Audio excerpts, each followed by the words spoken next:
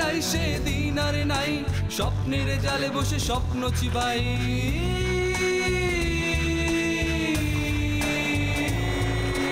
শাসনের জাতা কলে শোষণের ছাতু মিলে, শাসনের জাতা কলে শোষণের ছাতু মিলে স্বপ্ন সাজায়।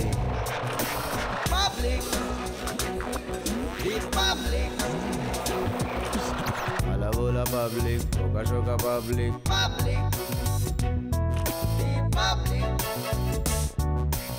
আলাবোলা পাবলিক।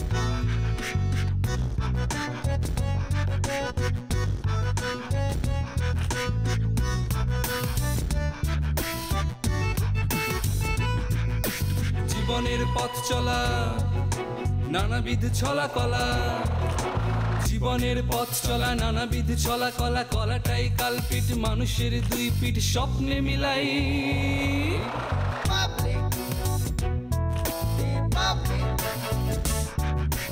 আলাবোলা পাবলিক।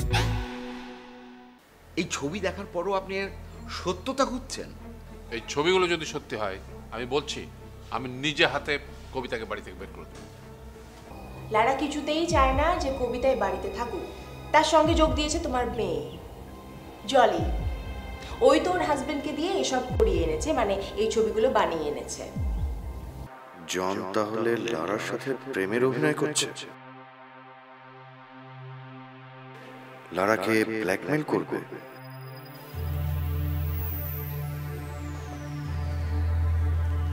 বাবা,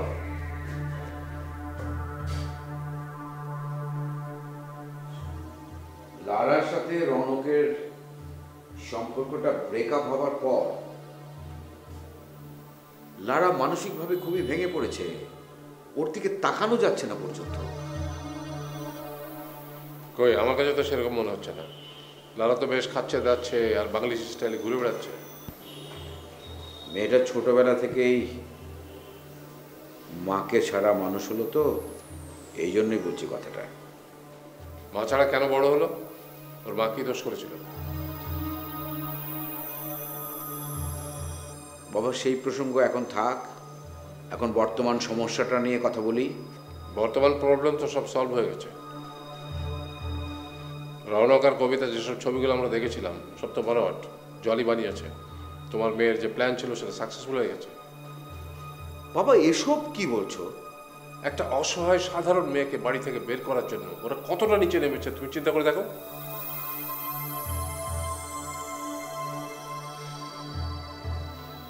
কবিতার পড়াশোনা এখন তো প্রায় শেষ। বাকি সময়টা ও হোস্টেলে থাকুক, আমি ওর পড়াশোনার খরচ দিচ্ছি। তার মানে তুমি চাও যে মেয়েটা বাড়ি ছেড়ে চলে যাক? বাবা, আমাকে ভুল বুঝবে না, আমি সংসারে শান্তি চাই। কবিতা এই বাড়ি ছেড়ে চলে গেলে এই বাড়িতে আমার সুখ ফিরে আসবে। যেদিন বৌমা বিনা দোষে এই বাড়ি ছেড়ে চলে গিয়েছিল, এ বাড়িতে সেদিন থেকে সুখ কমতে শুরু করেছিল। আর তোমার মা যেদিন চলে গেল সেদিন থেকে সুখের কবর হয়ে গেল। বাবা,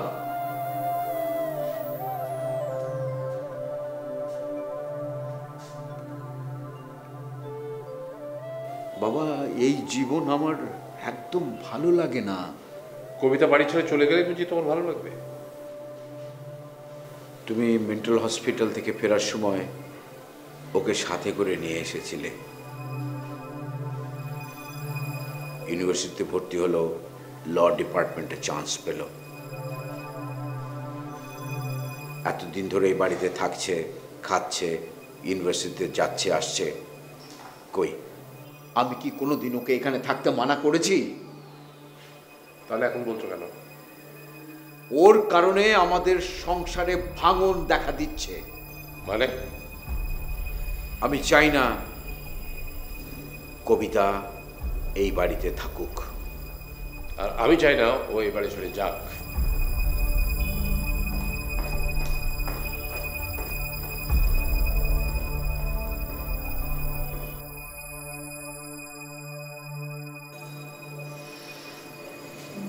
যেভাবে এই বাড়ি থেকে আমাকে বের করার পথটা ক্লিয়ার করছে না, আমি তো এই মেয়ের সাথে কিছুতেই বের হচ্ছি না। আর আমিও আছি, বাপরে বাপ, বিয়ে করেছি এক গাধাকে। সেই গাধা যদি পকেটের মধ্যে মানি রিসিপ্টটা না রাখতো তাহলে কি আমি এরকম একটা ফলস পজিশনে পড়ি? উফ আল্লাহ, ছি।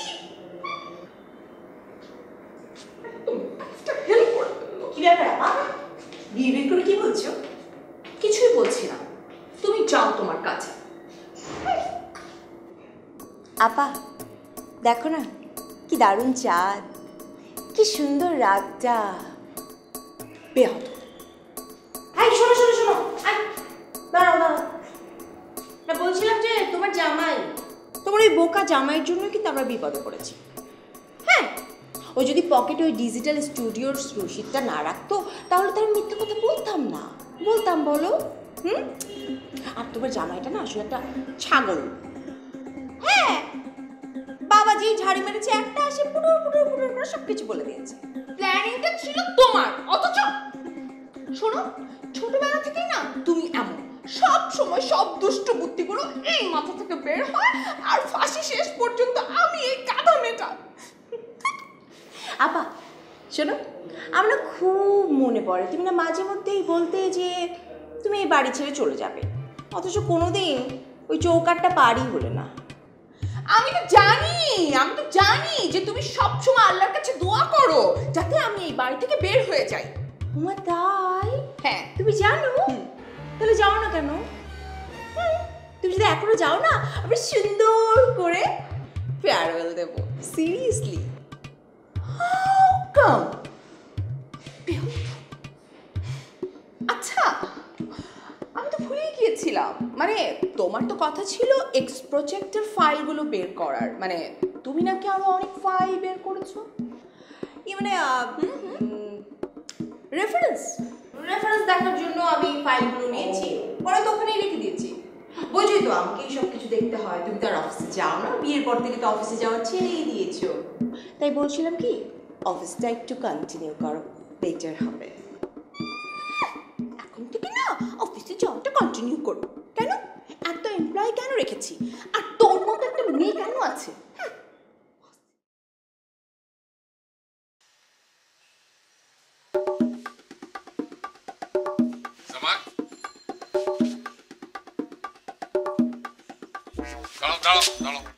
একদম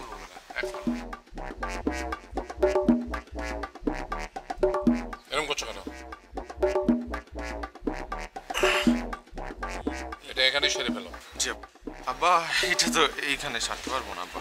তোমার মতো গাধাকে পিটিয়ে এটা এখানেই বের করা উচিত। আমি কি করেছি আব্বা? কি করনি সেটা বলো। আমি কিচ্ছু করি না আব্বা, বিশ্বাস করেন। আমি খাই দাই ঘুমাই, আর আপনার মেয়ের বেঁধে দেওয়া রুটিনের বাইরে এক পাও ফেলি না। এই যে দেখবেন আব্বা, এই যে আমার সারাদিনের রুটিন।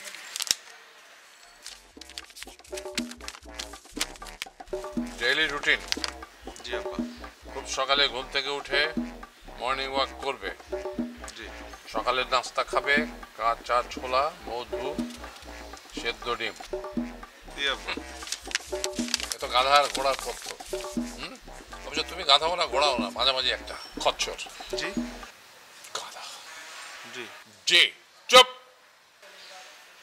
কার বুদ্ধিতে তুমি কবিতা আর রৌনকের ছবি একসাথে করে কবিতাকে বাড়ি থেকে বের করার চেষ্টা করেছিলে? আপনার মেয়ের বুদ্ধিতে। সে আমাকে জানে মেরে ফেলার হুমকি দিয়েছিল। এরকম ন্যাক্কারজনক কাজ আমার পক্ষে করা একদম সম্ভব না আব্বা। ছি ছি ছি, তুমি কি একটা পুরুষ মানুষ নাকি? আগে ছিলাম, তবে বিয়ের পর সন্দেহ আছে আব্বা। চুপ। এরপর যদি এরকম কিছু করো তাহলে তোমাকে গুলি করবো। আবার হাসো কেন?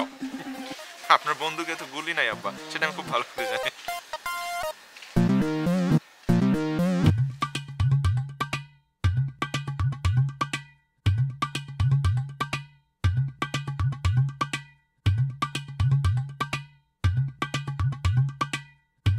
আমি লাউড়ার ফুপু, আপনি আমাকে দিবেন না ডিভিডি? আপনার মাথায় কি কিছু নেই? হ্যাঁ, ব্রেনের জায়গায় কি গোবর আছে নাকি? দিন বলছি।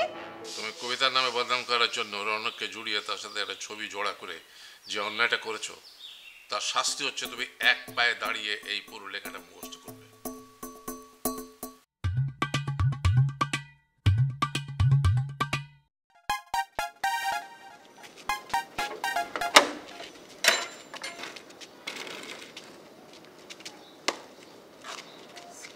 স্যার, আজকে ভ্যারেন্ডা বাজা খামু। কি বললে? আরেকবার বলো। ভ্যারান্ডা। ভ্যারান্ডার পূর্বে। স্যার। ওটা স্যার না, স্যার। আচ্ছা স্যার, আজকে ভ্যারান্ডা দিয়ে ভাত খামু। What is veranda? Lady finger, ঢেঁড়স। ও ঢেঁড়স, ওইটা তো আমাকে বাইতে হয়। স্যার, এইটা একজন দিয়ে গেল, লারা ম্যাডাম রে দিতে কইছি। ঠিক আছে, এটা আমি দিয়ে দেবো। বাইরের মানুষ বাইরে থাকবে, ঘরের মানুষ ঘরে যাবে। আচ্ছা।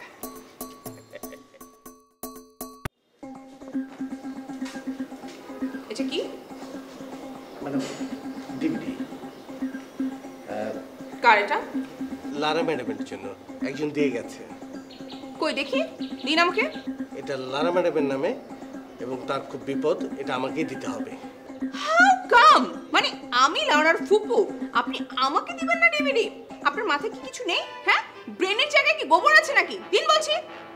সরি ম্যাডাম, আমরা দি পাবলিক, আমাদের একটা নৈতিক দায়িত্ব কর্তব্য আছে এবং একটি নীতি আছে। আমরা আমানতের খেয়ানত করি না। আপনার প্রবলেমটা কি জানেন? আপনি অতিরিক্ত কথা বলেন। দিন। মাথা ভর্তি কিছু নেই? কিছু তো পারেন না রান্না করতে? কিছু পারেন? যে কোনো একটা রেসিপি দিলে বলেন ম্যাডাম আমি এটা পারি না, এটা পারি না, এটা পারি না। মানেটা কি? Madam, in the period 1984, when I was Buckingham Palace under the chief. হয়েছে হয়েছে, রাখেন আপনার প্যালেস। পারে না কিচ্ছু।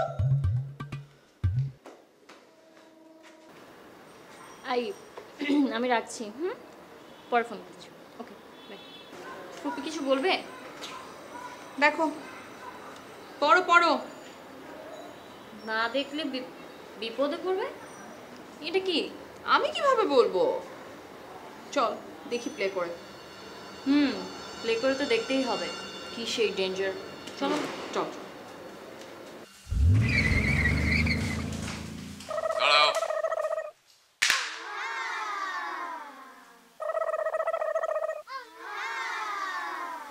এদিকে এসো।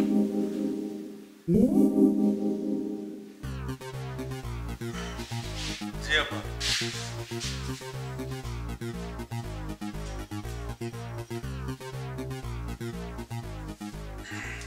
এই লেখাটা মুখস্থ করো। জি আব্বা। ওরে বাবা, আবার এখানে তো অনেক লেখা। এত লেখাতে অসুবিধা কি হলো? মুখস্থ করেই তো পাশ করেছো। আর মুখস্থ বিদ্যা ছাড়া তোমার পেটে যাওয়ার কিছু নেই, সেটা সবার জানা হয়ে গেছে। জি আব্বা, এটা ঠিক বলেছেন, বাসার সবাই এটা জানে। মুখস্থ বিদ্যানরা তোমার মতোই হয়, যে জলের কথায় পড়ে হোক আর লোভে পড়েই হোক, তুমি কবিতার নামে বদনাম করার জন্য রৌনককে জুড়িয়ে তার সাথে একটা ছবি জোড়া করে যে অন্যায়টা করেছো, তার শাস্তি হচ্ছে তুমি এক পায়ে দাঁড়িয়ে এই পুরো লেখাটা মুখস্থ করবে।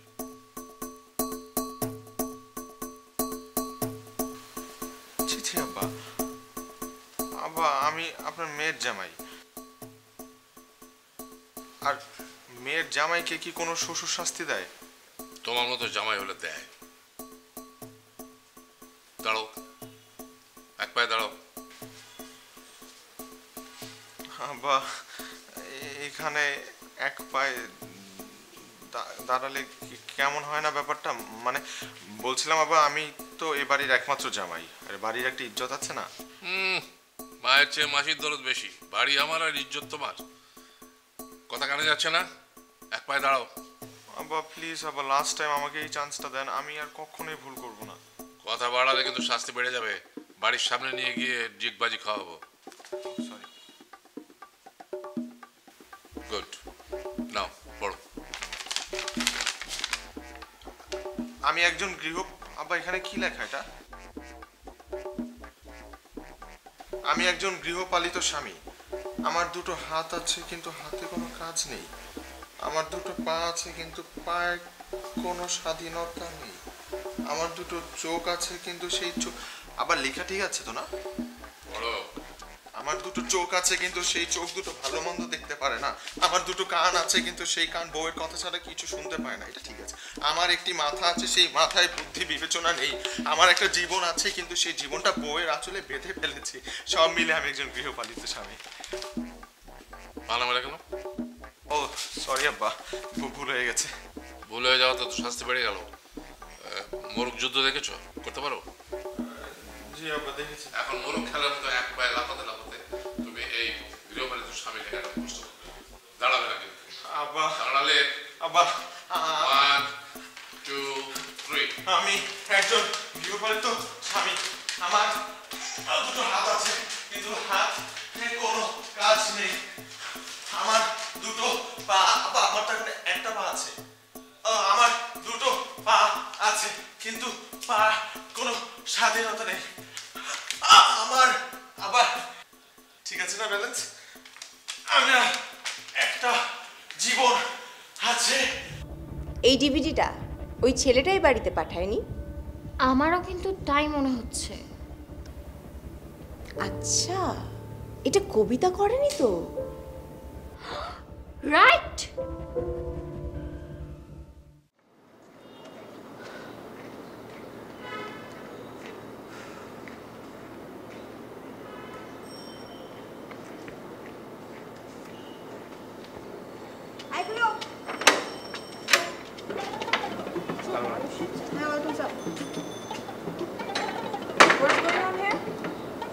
কি সমস্যা?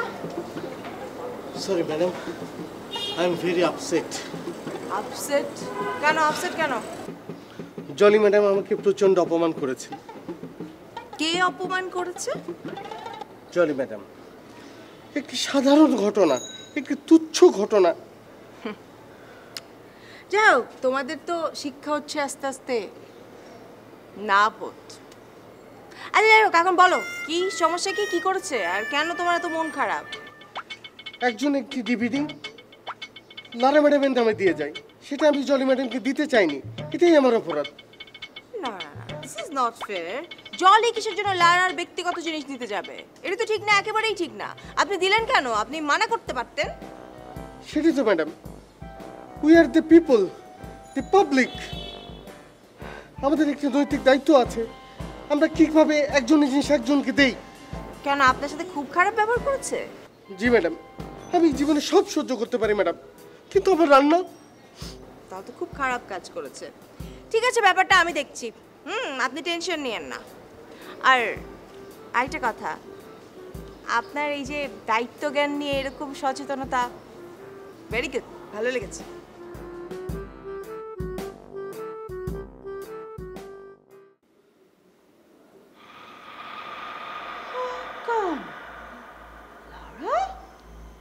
এসব কি? আগে বলো তুমি এটা কোথায় পেয়েছো? দেখা শেষ করো, প্লে করো, আর প্লে করো। ফুপি, খারাপ কিছু তো নেই এখানে। এতটুকু একটা মেয়ে পাকা পাকা খালি কথা শিখেছে। দেখো লারা, আমি বুঝতে পারলাম না, হাউ কাম, মানে একটা ভালো ছেলের সাথে ব্রেকআপ করে এটা কেমন ছেলের সাথে তুমি ঘুরছো? ফুপি, আরে না, ছেলেটা হ্যান্ডসাম আছে। লারা, তোর পছন্দের তারিফ করতে হয়, খুব পছন্দ হয়েছে আমার। জটিল, জাস্ট থ্যাংক ইউ ফুপি, থ্যাংক ইউ। তোমার এই ছেলেটাকে ভালো লাগছে? হ্যাঁ, দেখো না, ছেলেটা অনেক ড্যাশিং। হ্যাঁ, তোমার তো ওকে ড্যাশিং মনেই হবে, কারণ তোমার তো আবার রুচি খারাপ। লারা শোন না, আমার নাকি রুচি খারাপ। আর জলি, সরি, আপার রুচি তো একেবারে আল্ট্রা মডার্ন লেভেল টাচ করে হুট করে জামান পর্যন্ত এসে ঠেকেছে। ফালতু কথা বলাটা না তোমার অভ্যাস হয়ে গেছে। এখন একটু চুপ করো, একটা সিরিয়াস ম্যাটার নিয়ে ডিসকাস করা হচ্ছে। বলো বলো। লারা, এই ছেলেটা তোমাকে ব্ল্যাকমেইল করতে চাচ্ছে। ফুপি দেখো, ও বাইরে থেকে পড়াশোনা করে এসেছে, জন সাকসেসফুল একটা ছেলে, আর ওর মেন্টালিটি এত লো না। শোনো, এই ভিডিও যদি ইন্টারনেটে ছড়িয়ে পড়ে তাহলে তোমার কি অবস্থা হবে তুমি একবার ভেবে দেখেছো? আমাদের ফ্যামিলির মান সম্মান কোথায় গিয়ে ঠেকবে তুমি একবার ভেবে দেখেছো? কি হবে? তাছাড়া এটা তো অন্য কারোরও প্ল্যান হতে পারে, পারে না? হোয়াট? হ্যাঁ, মানে এই ডিভিডিটা ওই ছেলেটাই বাড়িতে পাঠায়নি? আমারও কিন্তু তাই মনে হচ্ছে। আচ্ছা, এটা কবিতা করেনি তো? রাইট।